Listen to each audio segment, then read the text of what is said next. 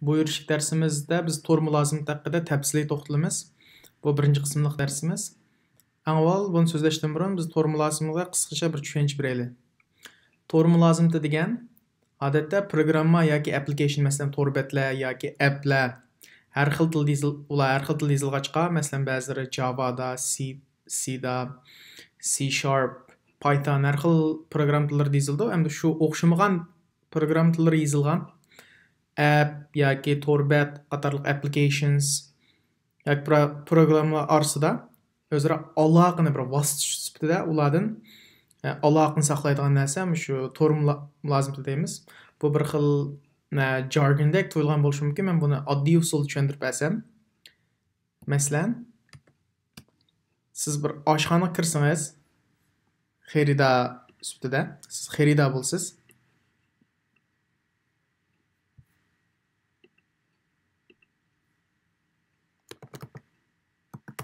Xaridor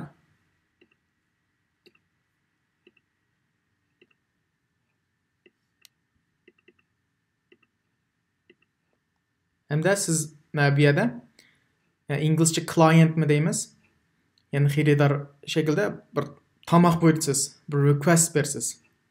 Buni kimga bersiz deganda kutuvchiga bersiz bu yerda. Chunki bevosita oshxonaga yana tomoq etadigan odam berolmaysiz. Bu yerda siz masalan polo yemoqchi deb turaylik. Bu yerda tomoq etadigan o'rin ichida oshxona deylik.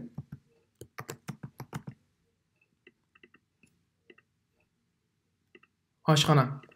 Hamda siz bevosita bu oshxonaga buyruq berolmaysiz yoki men polo yema deyolmaysiz. Bu orangizda cho'qim bir vositachi bo'lish kerak, aloqani saqlaydigan. Bu nima deganda bu vositachi kutuvchi. Bu yerda bir e'lon bor.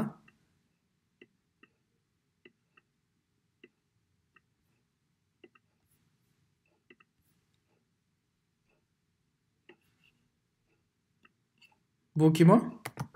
Kutuvchi.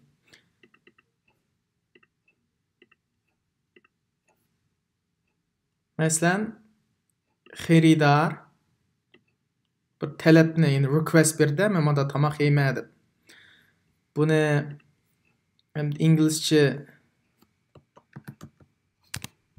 request deymiz.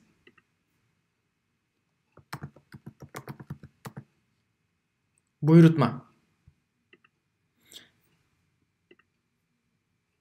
Endi bu kutuvchi qanday qildi? Shu requestni oshxonaga yetkazdi. Ya'ni xaridor mani buyurtdi dedi. Endi oshxona ya'ni polo buyurtdi dedi. Oshxona endi poloni tayyorlaydi. Bu oshxona polon ichidagi tayyorlangandan keyin bevosita xaridorga yetkazib bermaydi. Shunga bular yana shu kutuvchi orqali shu poloni endi tayyorganda kutuvchi ilib oldi buni. Oshxona kutuvchiga berdi. Bu yerda endi kasbiy tilda endi response deymiz.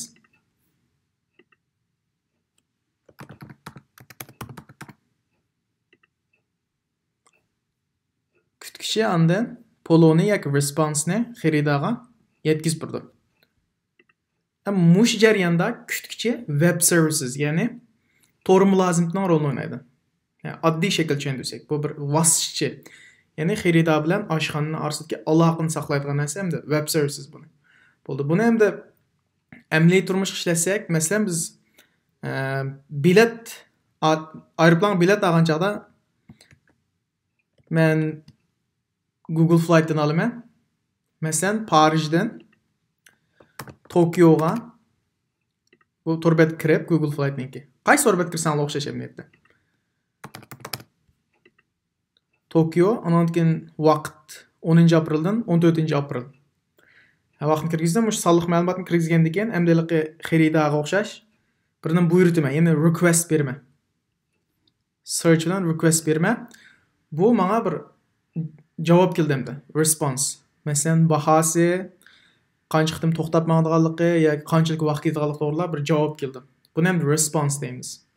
Buni endi bu mush orasida qanda nima jarayonlar bo'ldi desak, dal mush web services. Ya'ni tor mulozimatidan foydalanib erishdik bu jarayonga. Buni oddiy sixim bilan tushuntirsam,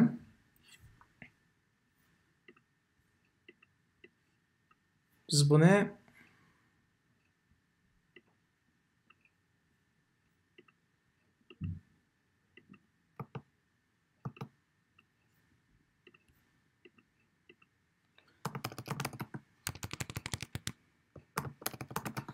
Google Flight deb tursak,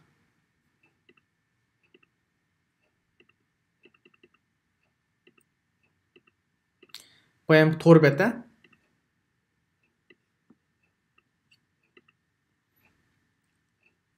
Uningdan boshqa diqqat qilinglar. Response'da qanda Air France, Fransiya avasisi, KLM, British Airways, Britaniya avasisi, bir qancha avasiya shirkatlarininki javob keldi response shaklida. Ularni misolga olsak, bu Air France olsun.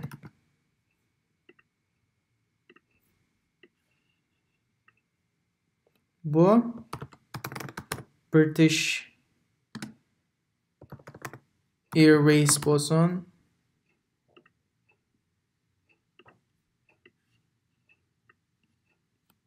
Bu Qatar Airlines olsun. Yana bir misol olay. Air Canada. Bu 4 avasiya shirkati olsun.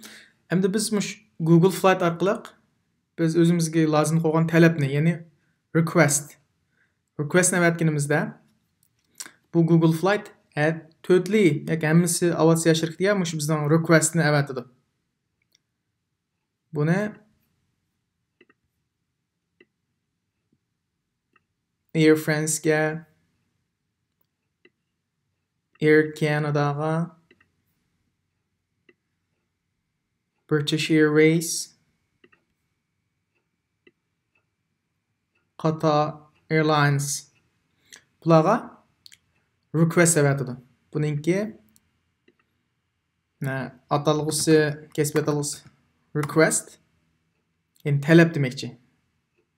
Maviyadan maviyaga boradigan, manchinchisilar boradigan talabni avatadi. Hamda bular o'zida bor sonliq ma'lumotga asosan response avatadi. Xuddi oshxonada xaridor tomoq buyursa, oshxona poloni, ya'ni tomoqni buyurtgandek response'ni, javobni qaytardi. Sizlar Air France Google Flight'ga qaytardi. Buni response yoki javob deymiz.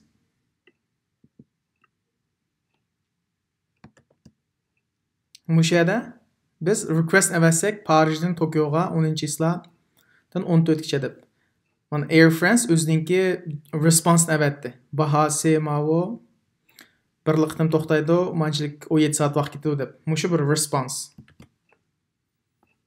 Hamda boshqalarmi yana o'xshash shaklda response qaytardi. Bir vaqtda buning taxminan bir 2-3 sekund vaqt ketadi, ya'ni nihoyat qisqa vaqt ichida. Hammasi Google Flight'ga qaytardi. Endi bu yerda qanday ish qilishdi desak, mush yerda o'ttirda web services.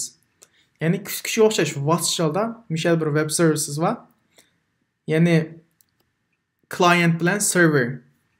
Google Flight bilan Air France'ning o'ttirda bular bir web services tor mulozim tor orqali o'zaro uchur yetkazdi va javob qaytardi. Mana bu eng oddiy web servicening tushunchasi. Shuningga o'xshash biz masalan o'xshash bo'lmagan applar, to'rbetlar, program tili o'xshamaydi.